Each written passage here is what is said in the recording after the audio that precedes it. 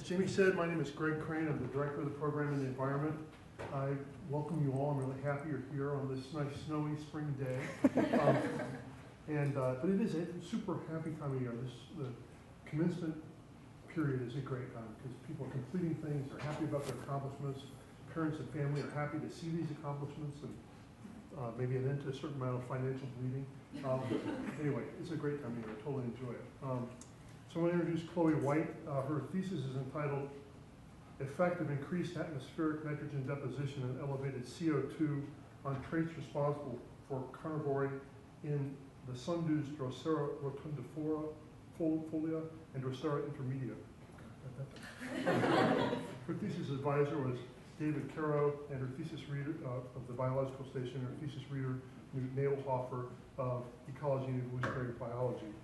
Chloe is specializing in sustainable business and Pike and pursuing minors in sustainability from Pike and business from the Ross School of Business. A former Pike Club secretary and president, she remains active in the organization where she helps to coordinate the mentorship program, apparel sales, and other events. Last summer, Chloe participated in the Research Experience for Undergraduates, REU, a program funded through the National Science Foundation at the biostation, where she conducted the research on carnivorous plants, which became the basis of her thesis topic. In her free time, Chloe also writes articles for MLive about a sustainability-focused radio program entitled The Green of the Great Lakes. So please welcome Chloe.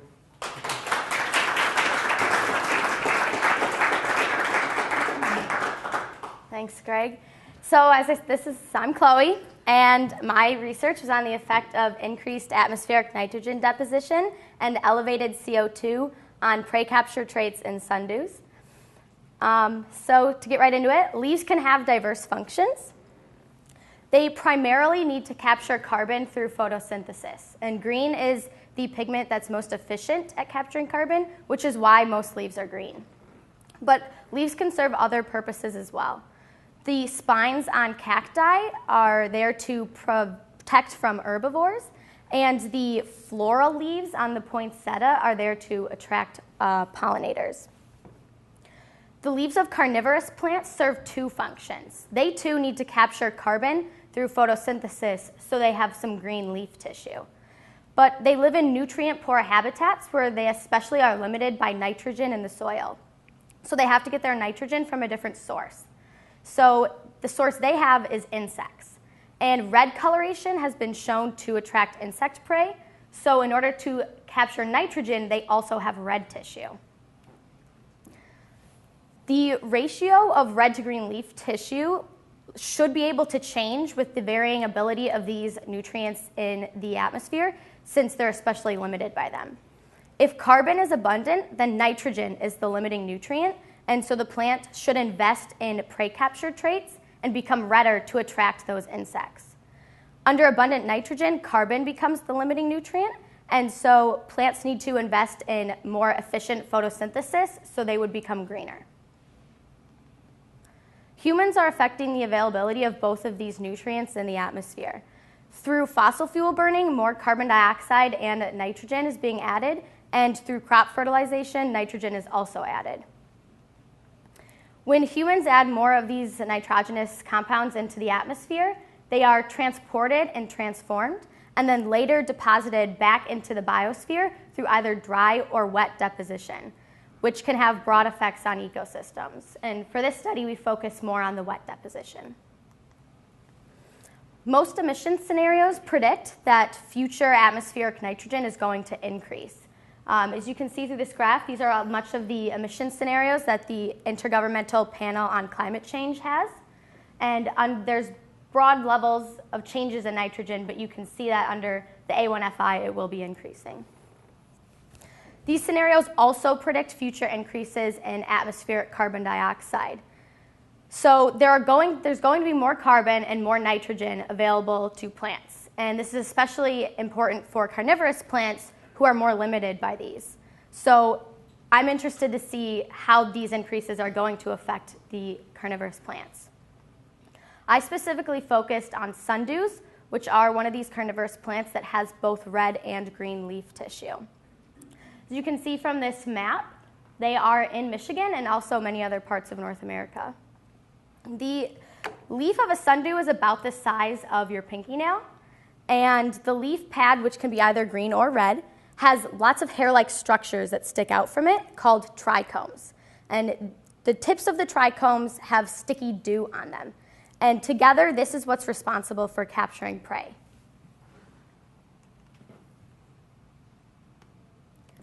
So when an insect flies by a sundew leaf, it gets caught in the sticky dew. And the leaf very slowly rolls up to trap the prey. The trichomes, those hair-like structures, then begin secreting digestive enzymes and absorbing nitrogen from the insects. Once the plant has gotten all of the nutrients that it needs, it very slowly unrolls and the insect will drop off.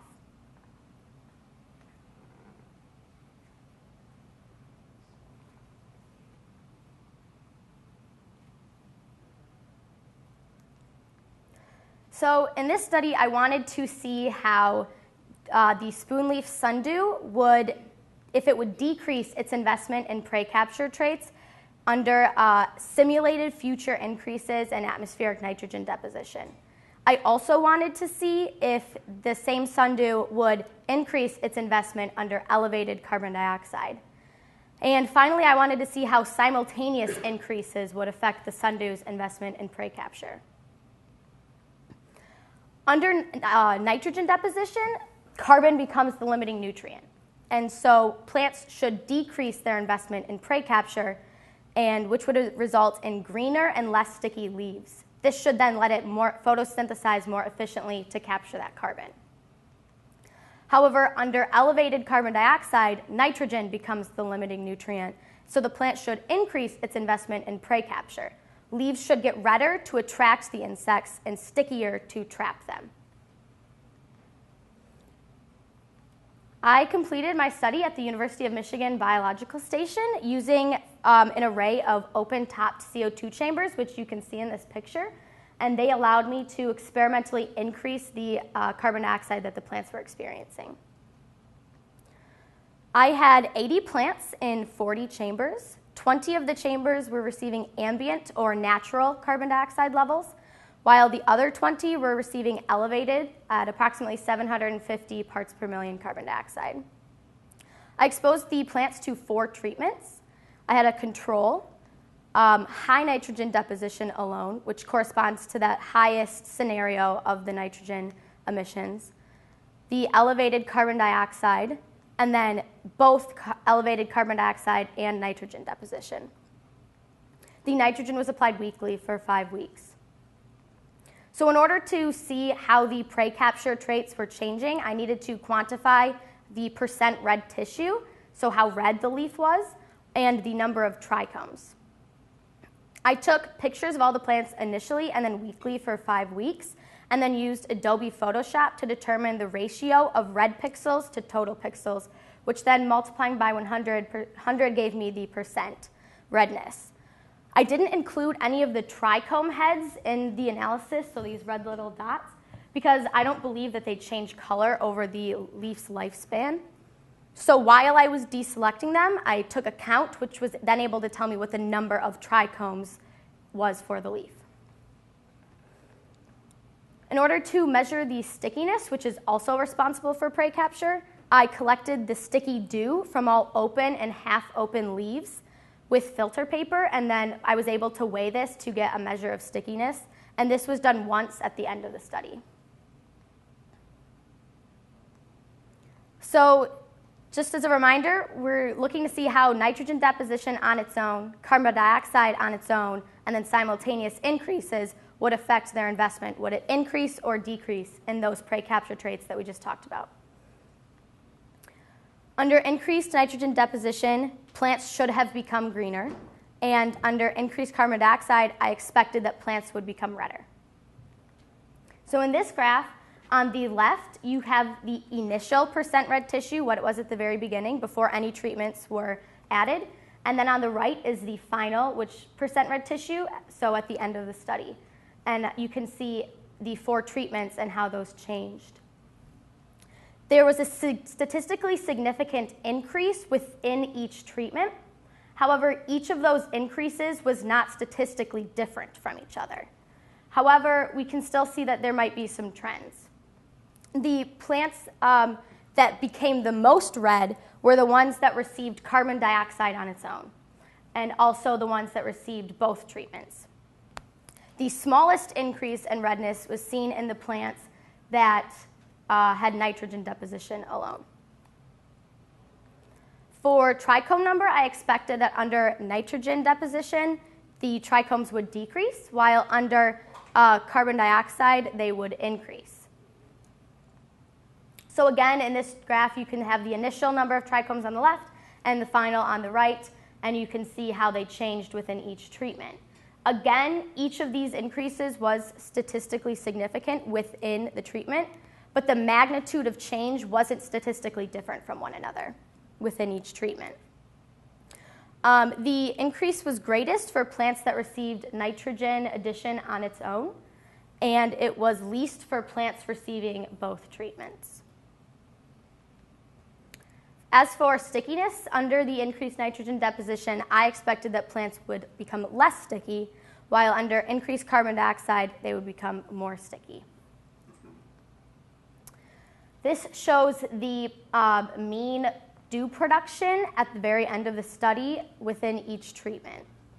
And so by the p-value of 0.024, we can see that plants that were experiencing carbon dioxide had significantly more dew than the control plants.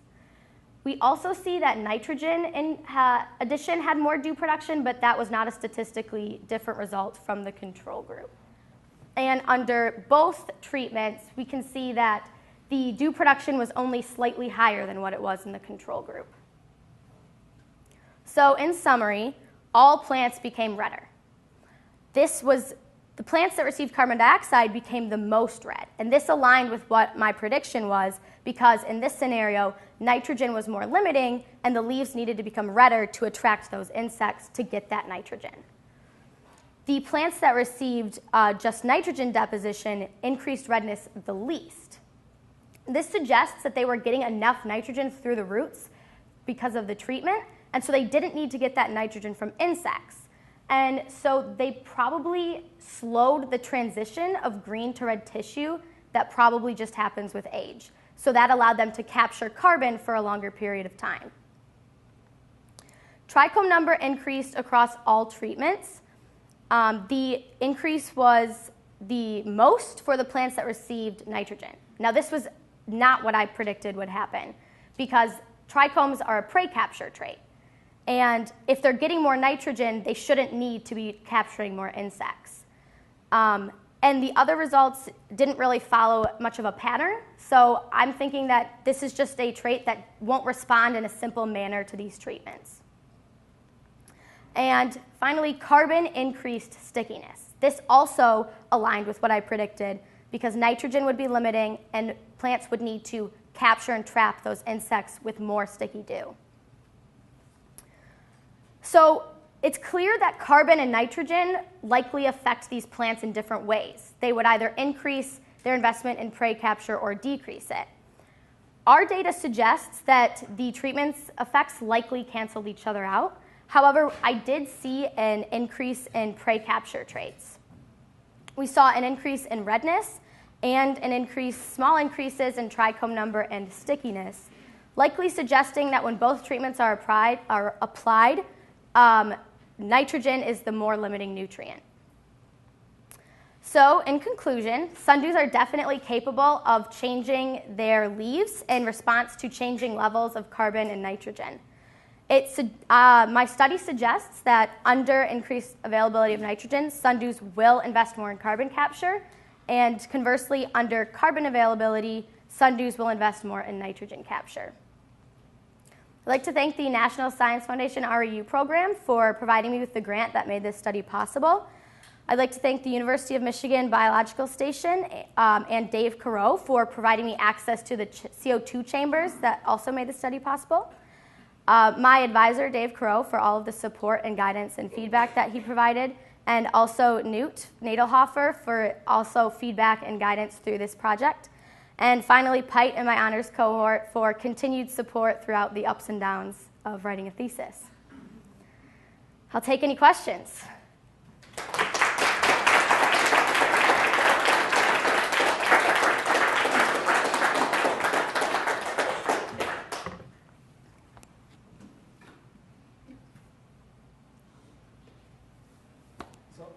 curious about how you said you look at stickiness. Mm-hmm. How did you measure stickiness? Yeah, so I had a filter paper, just a little tiny circle of really light transparent paper, and I weighed it to see what it was just normally and wrote that down. And then I had some little tiny tweezers that I used to brush against all of the leaves that were open or half open, because if they had prey in them, they might have been partially closed. And then I weighed the filter paper again. And then I was able to just take the difference of the filter paper and then the filter paper plus dew to get a weight of the dew, and that was just my proxy for stickiness. Becca? So you did your study during the summer Mhm. when sunlight is more readily available than at other times of year. Mhm. Do you have any personal ideas or thoughts about maybe if seasonality affects the investment in the capture trees? Yeah, it probably does. Summer's really nice. Insects are out flying around and whatnot. I definitely wish I could have done this study to capture more of the growing period. I started in July and it went through August, and I think being able to start in May definitely would have provided more insight into how the investment changed.